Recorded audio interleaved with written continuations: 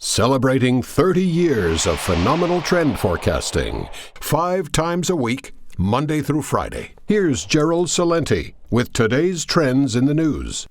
Hi, this is Gerald Celente. It's Wednesday, March 2nd, 2016. And here are some of today's trends in the news. Well, it's March 2nd, the day after Super Tuesday. We'll get to that later. Big presidential race going on here in the USSA, the presidential reality show. And what a show it is. Step right up, step right up.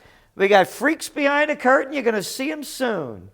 But first, we've got to take a look over there in Asia. What a night.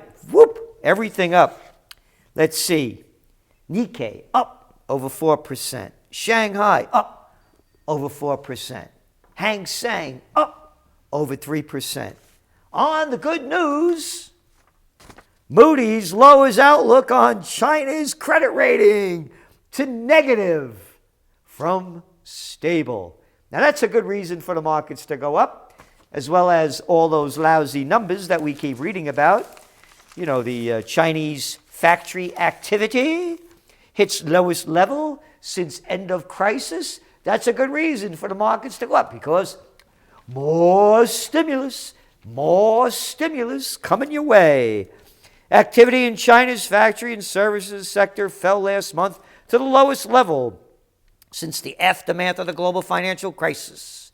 The latest signal of a worsening economic slowdown that prompted the central bank to inject cash into the banking system on Monday to keep the Ponzi scheme alive and keep all those investors or gamblers gambling in China, in Europe, in Japan. Oh, Japan. What do we have here in Japan? Japan in first negative yield bond sale as Abe's growth push falters.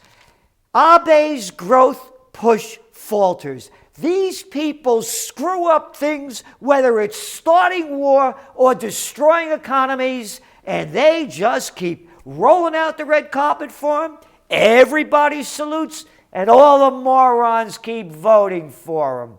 You can never do this in your job. You ain't no politician, nor a policy maker. No, you're just a pawn, a slave in Slavelandia. Make sure you perform at your highest level, and at the highest level, we'll fail at the grandest level, and we'll have another year in the palace, or maybe more. Here we go, folks. The sale, these bonds, is the latest signal of a worldwide collapse in borrowing costs, which has upended assumptions about the workings of the financial market.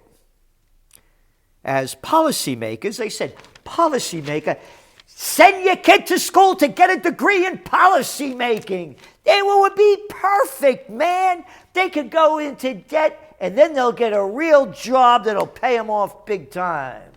Yeah, why not? Policy making 101. Learn how to suck up. Learn how to bow down. Learn how to become a member of the club. Harvard, Princeton, Yale, bullets, banks, and bombs. Become a policy maker. Earn your way to failure. Make millions. Steal billions. And they'll love you for it. I think I'm going to start a course, policy making. Anyway, the auction of 2.2 trillion yen, 19.4 billion in 10-year paper at an average yield of 0.02% means investors have paid a fee to lend money for a decade to the government of Japan, the most indebted G7 nation. Yep, negative yield bonds. You can't make this stuff up. But of course, you can if you're a policymaker. We're a policy wanker. What else do we have here? Oh, yes. Stocks closed slightly higher in the U.S. Hey, by the way, gold moved up nicely again. And oil was down, oil was up, oil was down. And here we go. U.S. stocks closed mildly higher Wednesday after their best start of the month in just over 3 years. Oil and data remained in focus ahead of Friday's job reports. So, here we are, Wednesday, Friday to job reports. That's going to change everything. So, the stability in oil was supported by momentum and hopes of curbing oversupply. So, oil was down. Beep, beep, beep, beep, beep. Again, all they're doing with this, it's curbing oversupply, has nothing to do about demand increasing. All it has to do is, can we manipulate the markets enough to drive the prices back up? So,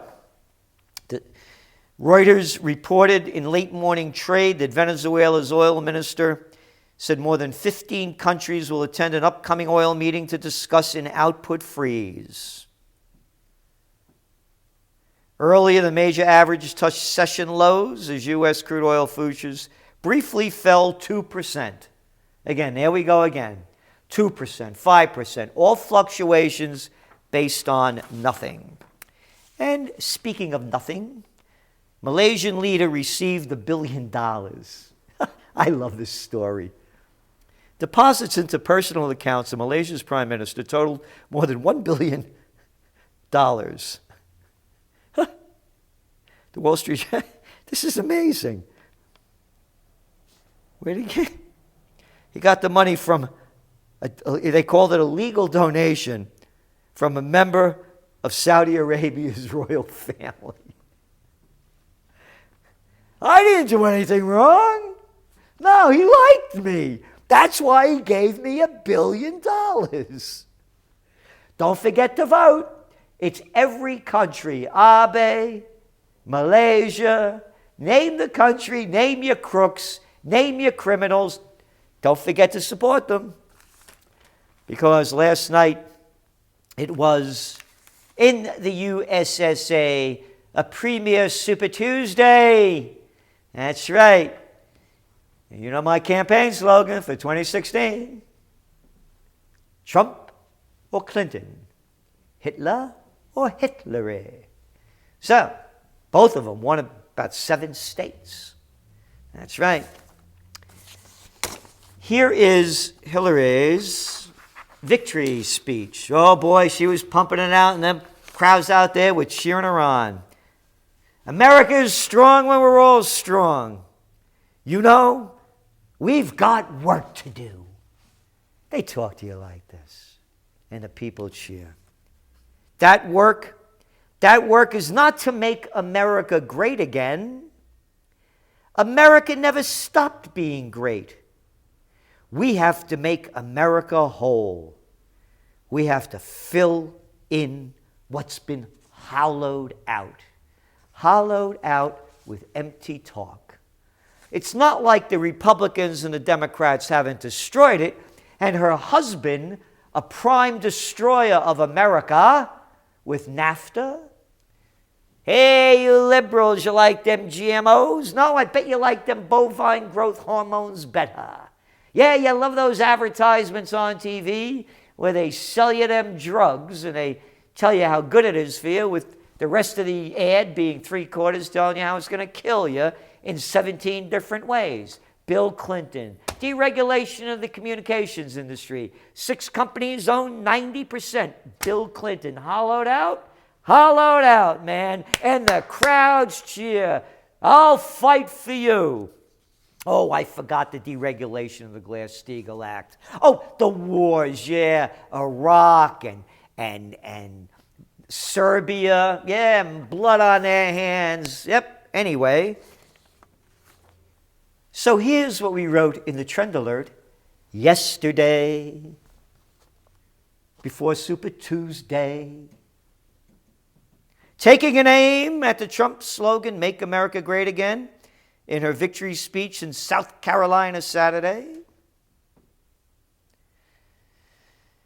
Clinton magically echoed donor Buffett's bullet points.